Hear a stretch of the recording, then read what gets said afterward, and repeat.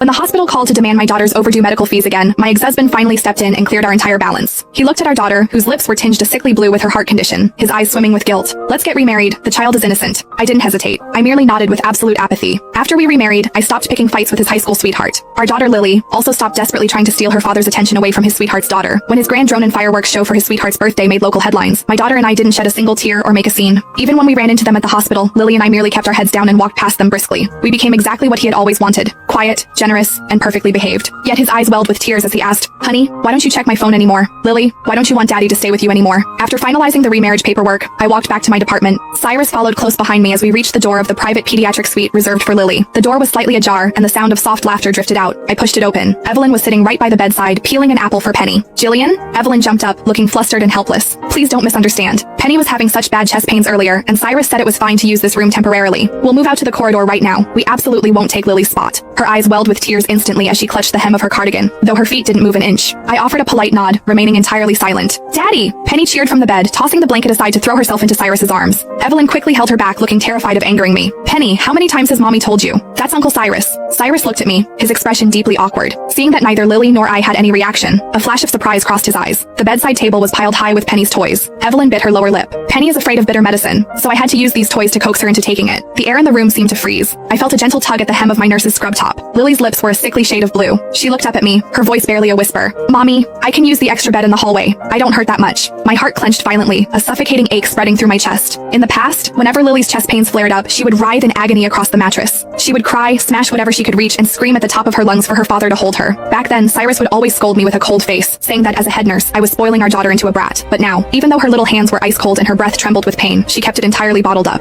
She had finally realized, only children who are loved have the luxury of showing weakness when they are sick. Cyrus frowned. Evelyn hurriedly started packing up their things. "Jillian, please don't be angry with Cyrus. We're leaving right now." She held Penny, trembling as though I were some kind of heartless monster. In the past, I would have been shaking with rage at her manipulative, fragile act, turning on Cyrus in an explosive argument. But today, I just stood there quietly, my eyelids barely fluttering. Cyrus spoke up suddenly. "Evelyn, pack your things and take Penny out. Lily's heart can't handle any noise." Evelyn froze, her tears spilling over. Penny began to sob loudly. "Daddy, I feel sick. I want Daddy to stay with me." Cyrus hesitated, looking at Penny with pity, then glanced at me. I curled my lips into a faint, empty smile. "Since you care so much about Penny, Mr. Porter, it's only right that you go keep her company." He froze, clearly not expecting me to say that. He opened his mouth but found no words. Finally he muttered, "I'll be back later," and yellowed under the weight of his guilt, quickly leaving with the mother and daughter. The room finally fell silent. I expertly helped Lily change into her hospital gown and hooked her up to the monitors. A short while later, my phone screen lit up. It was a message from Evelyn. "Jillian, I'm so sorry. Penny had another heart spasm just now, and she wouldn't cooperate with the doctors unless Cyrus held her hand. He might not be able to make it back tonight." Attached was a video.